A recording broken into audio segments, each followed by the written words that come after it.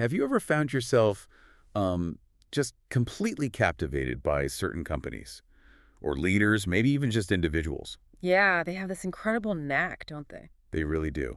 For inspiring just unwavering loyalty and engagement, almost effortlessly, it seems. While others, maybe with great products, just don't quite connect in the same way. Exactly. It makes you wonder, what is their secret? Is there, some fundamental principle we're missing? Hmm.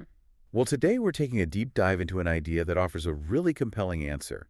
It's Simon Sinek's influential book, Start With Why: How Great Leaders Inspire Everyone to Take Action. Sinek. Yes. A very powerful concept. It really is. It's resonated with millions, and as we'll explore, it kind of fundamentally shifts how we look at motivation and leadership. Absolutely. So for this deep dive, we've pulled from a couple of sources. There's a great book summary by the Impact Society. Really distills the core concepts well. Great. Makes it digestible. And also an overview from Wikipedia, which gives us a bit more on the sort of broader reception and context of Sinek's ideas. Good to have both perspectives. Our mission today, to really unpack Sinek's main framework. That's the Golden Circle. We'll delve into the surprising biology behind it. Which is fascinating stuff. Totally. We'll look at some powerful real-world examples, see it in action, and crucially, think about how you can apply this in your own life, your own work. Get ready for some definite aha moments, I think. Yeah, about what truly drives that inspiration and, lasting connection. It truly is a bit of a paradigm shift. Once you grasp this framework, it's hard to look at effective communication and leadership the same way again. I agree. It sort of reveals the invisible thread connecting those truly inspiring companies or people with their audiences. I couldn't agree more. So let's get to the heart of it. What is Sinek's, let's say, most revolutionary idea about inspiring that loyalty, beyond just a simple transaction? Okay, so at its core, Sinek's central idea is this. The most successful, the most inspiring individuals and organizations, they communicate and operate from their deepest sense of purpose, their cause, their belief, their why. Not just a mission statement on the wall, then. No, not at all. It's the foundational conviction. It drives everything they do. And Sinek argues this inside-out approach is what genuinely inspires others. It cultivates that remarkable, lasting loyalty. Right. It moves beyond just what they do or how they do it. To the deeper reason why they even exist. So it's about connecting with something, I guess, far more profound than just features or services. Exactly. The why acts as the absolute foundation. Once that's crystal clear, then successful companies align their how. Okay, so the how is like their processes, their values. Precisely. Their unique approach, their principles, and then their, the actual products, services, tasks, that all flows from the why. Which is the opposite of how most operate, right? Totally. Most start with what they do. We sell computers. Maybe how they do it differently, they're user-friendly. But the why, often it's just an afterthought. Or completely absent. Sinek just flips that whole model on its head. Okay, let's unpack this visually then. Sinek gives us this brilliant tool, the Golden Circle. Can you walk us through that? Sure. Imagine 3 concentric circles, like a target. Okay. The very center, the bullseye, that's the why. The core belief. The purpose. Exactly. The profound reason why the organization exists, why the individual does what they do, it's the conviction, the driving force, the soul, really. Got it. Then moving out. The middle circle, that's the how. These are the unique processes, the guiding values, the specific actions. The things that bring the why to life. Spot on. It's how you do things, the principles you stick to, what makes your approach different. And the outside? The outermost circle is the what. This is the most visible part. The tangible stuff. Products, services, tasks. What everyone sees and experiences. Right. And Sinek's crucial observation, as you mentioned, is that most operate outside in. They start with the what. What we do. Then maybe how we're different and why. Maybe later. Or never. But the really inspiring ones, like Apple. They work inside out. They start with why. And this inversion, it's crucial because it taps into something much deeper in our psychology. It bypasses the purely rational.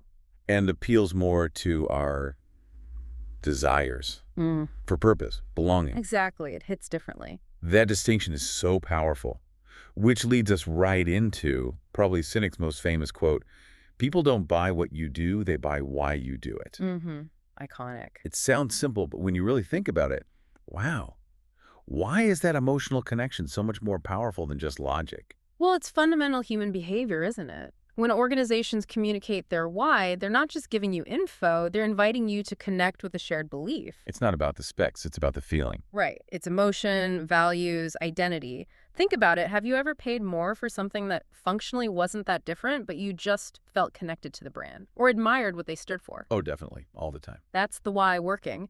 It builds trust and loyalty because, well, we inherently trust those who share our beliefs, our values. It goes beyond just a transaction, then. Absolutely. It taps into our fundamental human need to belong, to be part of something bigger. When a why clicks with you, it creates this sense of almost tribalism. Customers become advocates, not just buyers. That's a fantastic point. It's the difference between just having customers and inspiring a real following. Let's make this more concrete.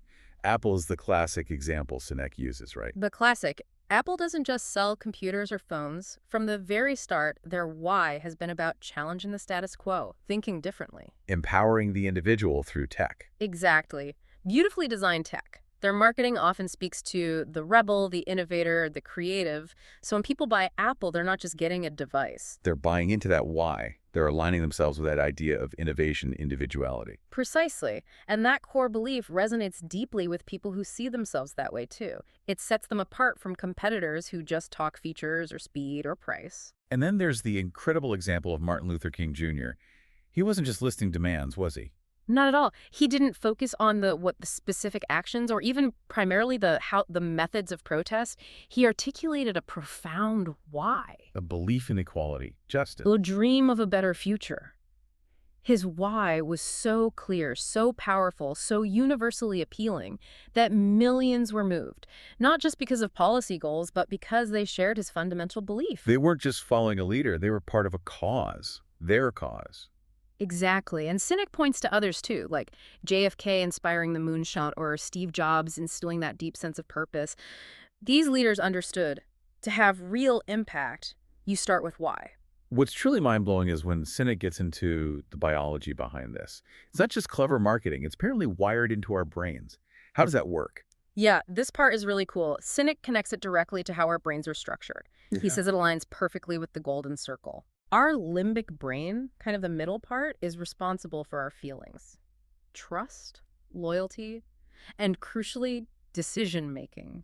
It's where gut feelings come from. And that aligns with? The why and the how, the core belief and the values. Makes sense. So the feelings part connects to the purpose part. Right. Then, the neocortex, the outermost part of the brain, that handles rational thought, analysis, language. And that's the what circle? Exactly. So when leaders communicate from their why, they're talking directly to the part of our brain that drives behavior and forms those loyal connections. It's like speaking straight to the heart before you engage the head. You got it. It bypasses the purely rational what and taps into our deepest motivations. It's why we often feel a decision is right and then look for the facts to back it up afterward. Wow. That really lands. It explains why it works so well. It's not just data, it's tapping into our humanity. But Sinek doesn't just leave it theoretical. He gives us a really practical tool, the celery test. What's that about? The celery test is brilliant because it's so simple. It's basically a filter for consistency. Okay. The idea is organizations, or even you personally, can use your clearly defined why to make decisions. Every decision. Yeah. So his example is, if health is your personal why when you're at the grocery store, choosing celery and almonds aligns perfectly. Healthy choices. But picking up cookies and chips, even though they might look good, that doesn't align with your why of health. So the test is asking, does this decision fit my why? Exactly. And it's not just groceries. It's filtering opportunities, partnerships, who you hire, internal projects. Does this align with why we exist? If it doesn't fit the why, you question it, maybe reject it. Precisely. It ensures consistency in everything you do, and that consistency reinforces your purpose and builds incredible trust with customers, employees, everyone. It's about living the why, not just saying it. And that consistency, that authenticity you get from something like the celery test. It must be absolutely crucial for leadership. Right. But given that demand for consistency, how does a leader actually live their why day to day? To really build that trust and collaboration, what are the tricky parts? Great question. Leaders who truly start with, why don't just talk about it? They embody it. They naturally create environments where trust and collaboration just bloom. Because their teams understand the purpose. They feel like they belong to something meaningful. Their actions match their words. Constantly. Decisions, hiring, how they handle crises, it's all seen through the lens of that core why. When employees get why they're doing what they're doing, their motivation shifts. It's not just tasks anymore. It's contributing to a shared belief. That sounds incredibly powerful for building a strong culture. It is. It fosters psychological safety. People feel valued, understood. But what are the challenges? It can't always be easy. Oh, definitely not. The biggest challenge is maintaining that consistency. Especially in big, established organizations, old habits die hard, right? Inertia is powerful. And external pressures can tempt you to stray from the core. Why?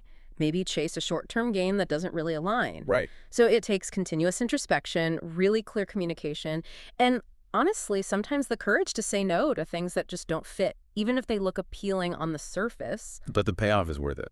Sinek argues, and I think convincingly, that the long-term benefits, that deep loyalty, the inspiration, sustainable success, make it a profoundly worthwhile endeavor. It creates a culture that reinforces itself. Okay, here's where it gets really interesting for me. Because Sinek's framework, hugely influential as it is, hasn't existed in a vacuum.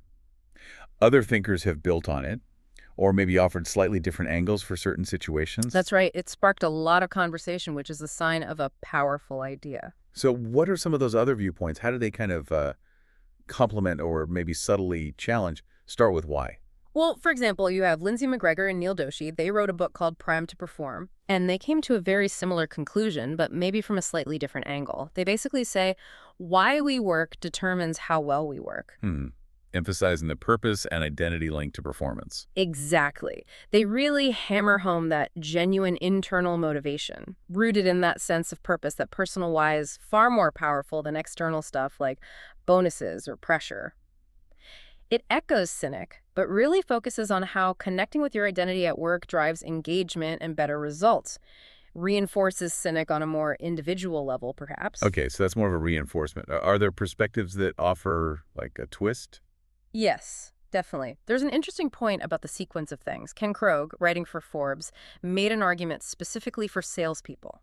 Specific context. Right. He suggested that for salespeople, it might actually be crucial to start with who, identify the right person or target audience before you deploy the why. So find the right customer first. His argument is, first, define your ideal customer. Then, use Sinek's why to connect deeply with them, followed by the what and how. So it raises a question about sequencing. Is it always why first? Or does who sometimes need to come before why in practice? Krogh's point is, if you have a super powerful why, but you're aiming it at the wrong who, well, it won't land. The message falls flat. Right. So in certain high-stakes situations like sales, figuring out the receptive audience first might be critical. But he still values the why. Oh, absolutely. He's quick to say that once you have established the who, Sinek's why becomes an absolute game changer for modern selling. It transforms how you authentically connect, moving way beyond just pitching features. So it's not really dismissing Sinek, more like a strategic reordering for a specific field? Yeah. Shows the idea is adaptable. Exactly. It highlights the versatility of the core concept. And just to underline the sheer impact Sinek's work has had, the book itself was a monster success, wasn't it? Huge. It was ranked as the best-selling leadership book by NPD BookScan for a whole year, mid-2016 to mid-2017. Sold something like 171,000 paperback copies just in that period. Wow. That clearly shows these ideas aren't just academic theory. They're really hitting home, actively shaping how people think about leadership and connection. No doubt about it. So we've taken quite a journey today through Simon Sinek's Start With Why.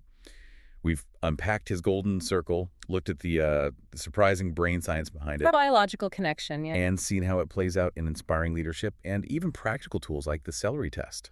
And we've also touched on some other perspectives, showing how the conversation continues to evolve. Right, how the core idea can be adapted and applied in different ways.